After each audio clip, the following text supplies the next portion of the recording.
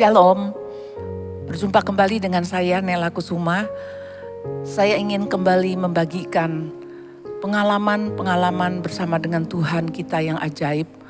Tuhan yang luar biasa dan dahsyat di dalam segala karya dan rencananya dalam kehidupan anak-anak tebusannya. Setelah saya disembuhkan dari penyakit kanker darah, dilepaskan dari ikatan obat, bukan berarti semua itu sudah selesai. Saya masih menghadapi lagi pergumulan tentang keadaan mata saya yang cacat. Bukan sesuatu yang mudah menerima keadaan sebagai seorang yang cacat. Di awalnya hati saya masih terus bertanya-tanya, mengapa Tuhan menyembuhkan penyakit kanker yang lebih berat, melepaskan saya daripada transfusi darah, tetapi masih menyisakan cacat di mata saya. Bagi Tuhan tentu itu sesuatu yang kecil kalau Tuhan mau menyembuhkan. Jadi saya terus berharap bahwa suatu saat nanti pasti Tuhan juga akan menyembuhkan. Keinginan ini terus memenuhi benak saya, sehingga saya seringkali bermimpi bahwa Tuhan menyembuhkan mata saya. Dalam berbagai kesempatan, bila ada kebangunan rohani, kesembuhan ilahi, pendeta-pendeta dari dalam maupun luar negeri, saya selalu hadir. Dan apabila ada altar call untuk orang-orang yang sakit, saya selalu maju untuk supaya ditumpangi tangan dan berharap mengalami kesembuhan bagi mata saya. Tetapi berkali-kali, bahkan belasan kesempatan kebangunan rohani dan kesembuhan ilahi seperti itu, mata saya tak kunjung sembuh. Saya tidak mengalami perubahan apapun dalam penglihatan saya. Sehingga akhirnya saya merasa kecewa dan berpikir, mengapa Tuhan tidak menyembuhkan mata saya ini? Berarti saya akan hidup dengan keadaan seperti ini seterusnya kah? Dari keadaan seperti itu, saya mulai belajar menerima apa yang harus saya terima. Teman-teman dari persekutuan doa Yayasan Maleahi yang dipimpin oleh Bapak Pendeta Damaris pada waktu itu terus mengadakan doa malam setiap hari Selasa di rumah kami, khusus mendoakan mata saya. Sampai berminggu-minggu, sampai berbulan-bulan saya diajari untuk mengimani setiap firman Tuhan. Tetapi kesembuhan pun tidak terjadi. Dan hingga persekutuan doa itu tidak lagi dilakukan, juga tidak ada perubahan apapun. Akhirnya saya mulai mau bersosialisasi, berkomunikasi dengan orang. Saya turut beribadah di ibadah umum, ibadah kaum muda dengan keadaan seperti ini. Dan seringkali saya merasa malu di dalam berkomunikasi karena mungkin terjadi hal-hal yang tidak seharusnya oleh karena halangan dari penglihatan saya ini. Tetapi saya juga mencoba untuk ikut paduan suara dengan cara menghafalkan setiap kata di dalam lagu-lagu tersebut. Saya terus maju di dalam pelayanan. Yang saya herankan dalam situasi seperti itu, hati saya terus bergelora. Ada suatu kerinduan yang besar. Saya ingin melayani Tuhan. Ini merupakan pertanyaan yang besar bagi saya. Apakah mungkin bagi seorang cacat seperti saya melayani Tuhan dengan cara apa? Apabila hal ini saya utarakan kepada keluarga, bahkan kepada gembala sidang pada waktu itu di Gereja Isa Al-Masih Bandung, mereka hanya tersenyum dan menganggap seolah-olah hal ini adalah sesuatu yang lebay, sesuatu yang tidak mungkin melihat kondisi fisik saya sebagai seorang bekas penderita penyakit kanker darah. Ibu gembala sidang saya saja mengatakan kalau saya berjalan itu seperti orang yang melayang-layang, tidak tetap langkahnya, nanti ke kiri, nanti ke kanan, terseok-seok. Semua itu adalah karena ketidakseimbangan penglihatan saya. Dan di rumah pun saya masih banyak ditolong. Memang saya sudah lebih maju di dalam hal berkomunikasi. Tetapi bukan berarti bagi penglihatan orang sesuatu yang mungkin kalau saya ini melayani Tuhan, bahkan menjadi hamba Tuhan. Sehingga dengan demikian ketika saya mengatakan hal ini kepada Bapak Gembala Sidang saya, beliau mengatakan, Nela, kamu melayani Tuhan di rumah saja. Bukalah sekolah minggu di rumahmu.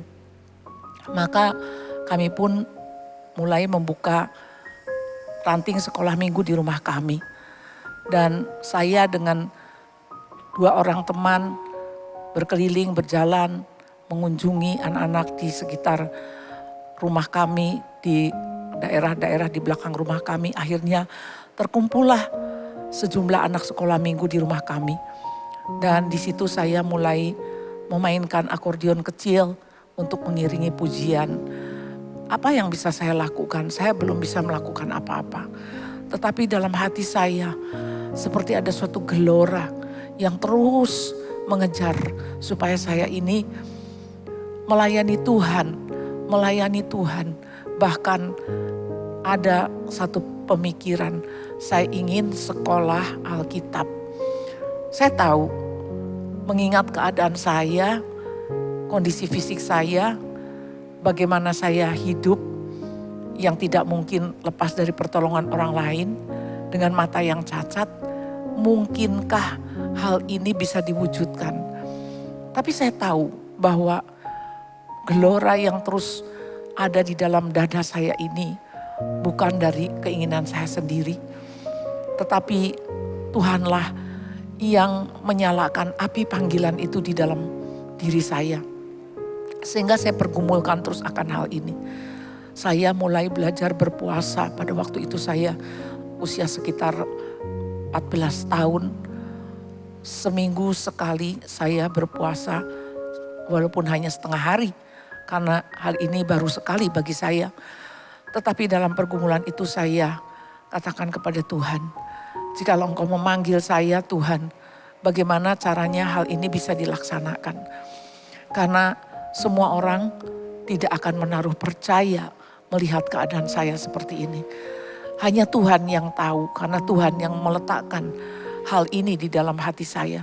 Tuhan yang terus menyalakan kerinduan yang besar itu bagi saya. Dan saya pergumulkan hal ini terus. Sampai pada suatu hari ketika saya dan ayah saya bersama-sama dengan teman-teman persekutuan doa Yayasan Maliahi berbincang-bincang, ada seorang yang menyaksikan di sana bahwa ada juga seorang yang mempunyai cacat mata yang sama dengan yang dialami oleh Nela, seorang wanita dewasa, tetapi dia juga punya kerinduan untuk sekolah Alkitab. Dan dia sekolah Alkitab di Tawangmangu dengan diantar oleh seorang pendamping yang terus mendampingi dia untuk melakukan aktivitas di sekolah Alkitab Tawangmangu sekalipun matanya cacat. Mendengar kesaksian itu hati saya berdebar-debar dengan keras, tidak berhenti-henti sampai akhirnya saya berpikir, apakah aku harus juga pergi ke sekolah Alkitab dengan keadaan yang cacat seperti ini? Itu menggelisahkan hati saya. Seolah-olah kesaksian itu diarahkan kepada saya.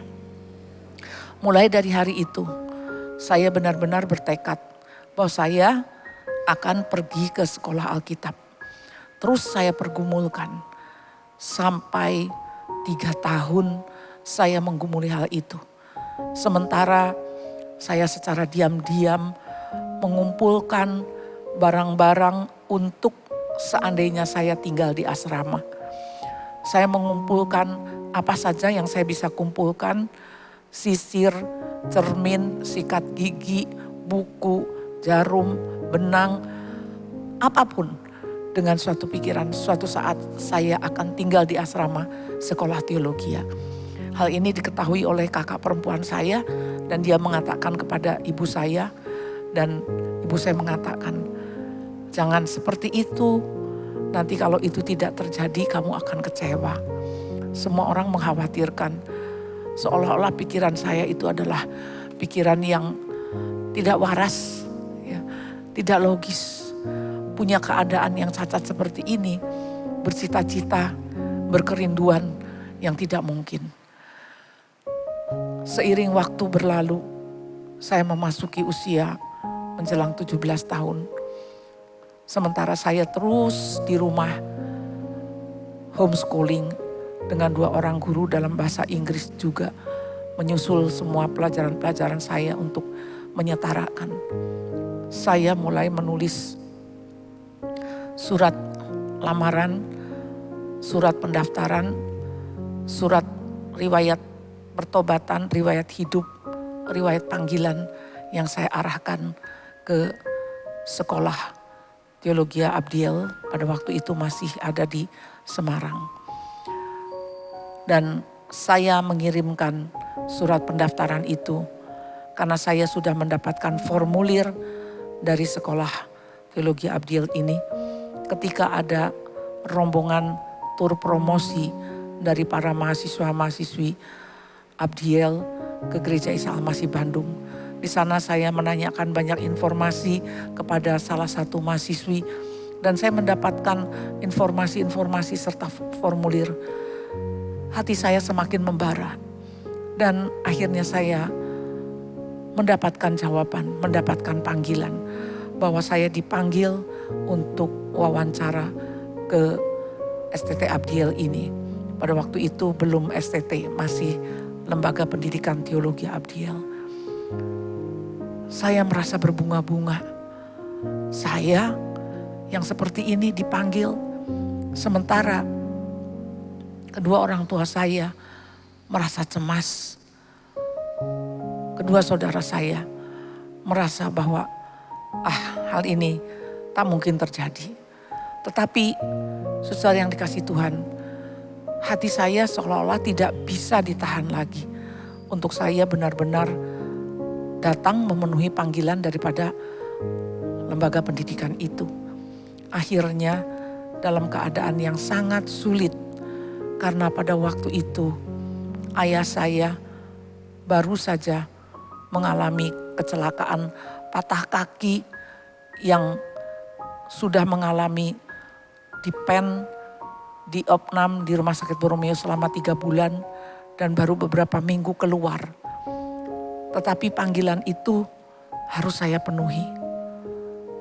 Saya pamit kepada ayah saya bahwa saya ingin benar-benar memenuhi panggilan daripada sekolah itu. Saya berpikir ini suatu kesempatan bagi saya bagaimana saya akan melihat selanjutnya Tuhan bekerja dalam kehidupan saya. Tetapi ayah saya menangis meraung-raung lebih daripada seperti anak kecil. Dengan kaki yang dalam keadaan digip, dia duduk di atas sebuah balai-balai roda yang biasanya dia pakai untuk berjalan di dalam rumah. Bukan kursi roda tetapi balai-balai roda yang dibuat sendiri untuk dia duduk di atasnya dan mengayuhnya dengan krek. Dia mengatakan, "Mengapa engkau mau pergi meninggalkan papa dalam keadaan seperti ini? Ketika kamu sakit, papa menunggui engkau terus-menerus di samping tempat tidurmu. Tetapi sekarang dalam keadaan papa seperti ini, engkau mau meninggalkan papa." Saya tidak bisa menjawab. Memang itu betul. Ketika saya dalam keadaan sakit, papa saya begitu setia, begitu cemas, begitu mengkhawatirkan saya dan tidak pernah beranjak dari sebelah tempat tidur saya. Dan kalau sekarang dia mengatakan seperti itu, saya terdiam. Tetapi saya tahu ini adalah waktu di mana Tuhan benar-benar mau menyatakan panggilannya. Benar-benar Tuhan mau mewujudkan suatu rencana yang selama ini masih rahasia bagi saya. Saya terdiam karena saya tidak bisa memenuhi keinginan hati ayah saya. Bukan saya ingin memenuhi keinginan hati saya sendiri. Tetapi gelora kerinduan yang menggebu-gebu di dalam diri saya ini benar-benar tidak dapat saya tawar lagi. Dan akhirnya saya tetap memutuskan, saya akan pergi Pak. Kalau memang saya tidak terpanggil, dalam waktu singkat pun saya akan kembali, saya katakan seperti itu. Maka dengan menjual perhiasan ibu saya untuk biaya perjalanan, untuk biaya yang diperlukan dalam pendaftaran segala sesuatu, berangkatlah saya, dihantarkan oleh ibu saya dengan mobil, dan saya tiba di Semarang di Gereja Isa Al-Masih Pringgading, di mana di situ sekolah teologi Abdiel berlokasi, dan saya harus mengikuti wawancara. Dalam wawancara itu dipertanyakan tentang apa yang sudah saya tulis dalam riwayat hidup, riwayat bagaimana saya sakit, bagaimana sekarang saya dalam keadaan cacat, dan riwayat panggilan saya. Seorang dosen di situ menanyakan, bagaimana cara kamu membaca? Saya katakan, saya tidak bisa membaca karena keadaan mata saya yang seperti ini. Lalu dia bertanya lagi, bagaimana kamu akan sekolah kalau kamu tidak bisa membaca? Sekolah itu kan isinya membaca. Saya terdiam. Memang itu kenyataan. Saya juga tidak tahu bagaimana saya akan membaca, bagaimana saya akan melakukan semua tugas-tugas sekolah. Tetapi yang saya tahu, saya didorong untuk mendengar panggilan Tuhan, menjawab, melakukan proses demi proses, dan akhirnya saya sampai ke situ. Kemudian akhirnya Bapak Pendeta Eliezer Pesik almarhum pada waktu itu mengatakan, tetapi kalau kamu berada di sini, berarti itu adalah panggilan Tuhan. Hati saya menjadi sejuk, dan akhirnya saya diterima. Awalnya dengan dispensasi, dalam artian hal-hal yang tidak bisa saya ikuti oleh karena keadaan mata saya mendapatkan dispensasi. Baik di dalam hal perkuliahan, baik di dalam hal keasramaan, tugas-tugas dan lain-lainnya. Kemudian saya boleh masuk dengan beberapa waktu, saya boleh melakukan percobaan. Saya katakan kepada ibu saya bisa diterima. Seandainya saya tidak mampu, tolonglah dalam 2 minggu kemudian saya bisa dijemput lagi. Ini merupakan era baru bagi saya. Ini merupakan sesuatu hal yang benar-benar belum pernah muncul dalam pikiran saya. Dengan cara bagaimana saya menempuh studi saya di sekolah teologi itu. Saya benar-benar hanya menjawab panggilan Tuhan. Dan saya katakan, selanjutnya silakan Tuhan yang melakukan apa yang menurut kehendak dan rencanamu yang saya tidak mengerti. Jadi saudara yang dikasih Tuhan, apa yang Tuhan kerjakan di dalam hidup saya, apa yang Tuhan taruh, sebuah dorongan, sebuah api panggilan yang menyala-nyala. Dan saya tidak tahu bagaimana Tuhan akan selanjutnya melakukan rencananya atas diri saya.